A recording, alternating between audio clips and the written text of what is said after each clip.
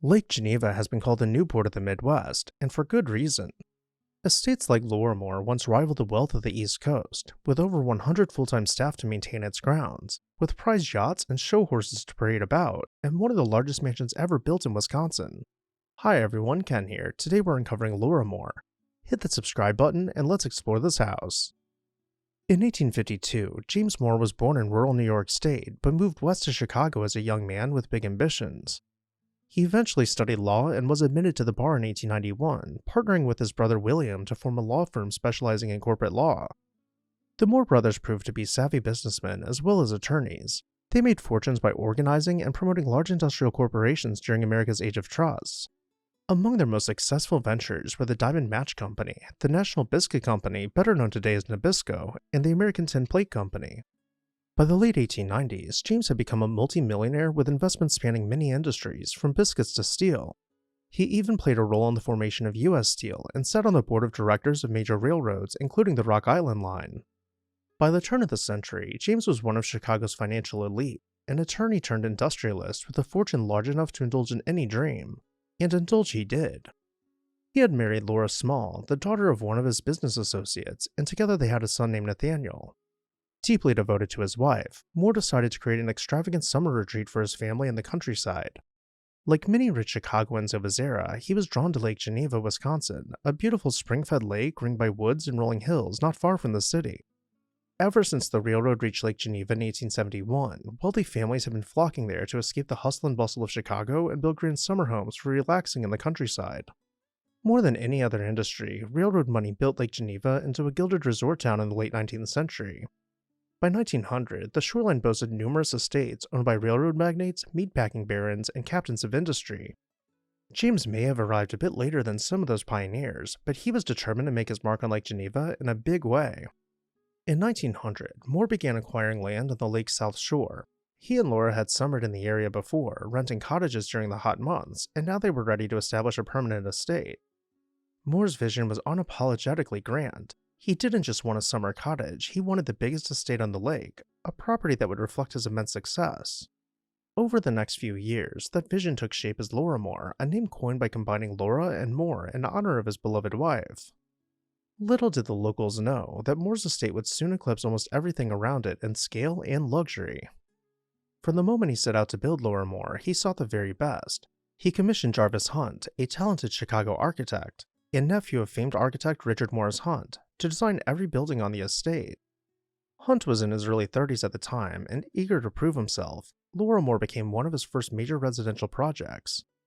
The style Hunt chose was Tudor Revival, inspired by English Elizabethan manor houses, which was very fashionable among America's turn-of-the-century elite. In Hunt's hands, however, this historical style was adapted for modern living and the Midwestern landscape. The result was a grand country house that felt both romantically old-world and perfectly attuned to its Wisconsin setting. Loramoor's main mansion was nothing short of spectacular. It stretched to about 20,000 square feet with 27 rooms spread over 3 stories. Uniquely, the house was built in a V-shaped plan that opened toward the lakeshore. This clever layout was not an eccentric flourish, but a deliberate design to maximize comfort and views. Because the estate sat on the south shore of Lake Geneva, a home facing directly north toward the water would get little sun. So Hunt rotated and angled the wings of the house to capture sunlight from the east, south, and west while still affording sweeping views of the lake from every single room. But Loramoor was far more than just one mansion. It was essentially a self-contained village of 32 buildings spread across 133 acres. In addition to the main residence, the estate included a remarkable array of outbuildings to support country life at a grand scale. James was particularly fond of horses, so the horse stable at Loramoor was a showpiece in its own right. This enormous elliptical barn could stable 60 horses at once and even contained a full riding arena at its center. The stable's fittings were extraordinary. It had brass-trimmed oak stalls for the horses, and the floors were covered with woven wicker mats instead of straw, offering cleanliness and comfort. The second floor of the stable housed apartments for the grooms and stable hands, so a small staff army was always on site to tend to Moore's prized horses. Other estate buildings included a gate lodge at the entrance, multiple guest cottages, a gardener's cottage, greenhouses, a laundry house, a pump house for water, and even farm structures for raising some livestock and produce. At its height, Loramoor reputedly had a staff of around 140 people to maintain the mansion, grounds, and stables. Let's begin making our way back to the house, approaching it from the lake-facing facade as James and his family would have when returning from a day of yachting. Entering the house this way, you would pass through a series of verandas, dodging rockers, swinging chairs, and even hammocks tied between the massive brick pillars. The interior of the mansion was every bit as well thought out as the exterior, entering the house near the grand staircase, which sweeps up and around you with ample space in between.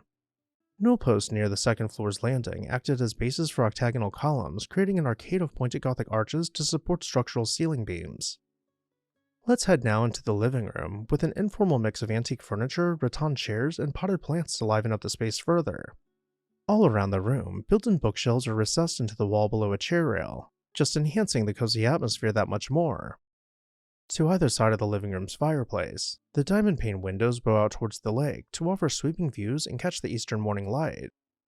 Next, we'll make our way into the dining room, which embraced early arts and crafts sensibilities, with the wood paneling terminating at a simple, uninterrupted frieze below a cove ceiling finished out in the latest wallpaper designs. Though truly, the house was built for comfort and leisure, with the family spending time in their in-home bowling alley or here in the billiard room playing games into the late hours of the night.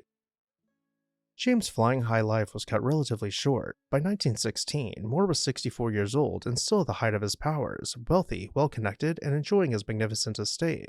But in July of that year, he passed away suddenly at Loramoor. In a twist that sounds like something from a Victorian novel, one of the notable figures at Moore's funeral was not an industry titan or politician, but his personal coachman, William Beattie. Beattie had been Moore's loyal employee and carriage driver for years, and the bond between the two men went deeper than most realized. Some years earlier, when Moore faced a financial squeeze, Beattie had heroically emptied his own savings to help his boss cover urgent debts. James never forgot this act of loyalty. In his will, he left his coachman $10,000, a huge sum in 1916, equivalent to nearly $300,000 today. Newspapers gleefully dubbed Beattie the richest coachman in the world, and the story of the magnate who rewarded his faithful servant captured the public's imagination. His widow Loramoor did not keep Loramoor for long.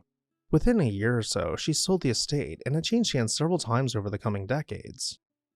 Following its final sale in the 1980s, a developer subdivided the 133-acre property to create the Loramoor subdivision, envisioning new homes on the prime lakefront land. Some of the outbuildings, like the gatehouse and stable, were saved and repurposed as private residences, but in October 1984, the developer made the controversial decision to demolish the main house. Thankfully, we still have a handful of photographs to remember this once magnificent estate. And with that, I'll turn it over to you. What did you think about Loramoor? Let me know down below in the comments section. And while you're there, make sure you're subscribed so you never miss an exciting episode of This House.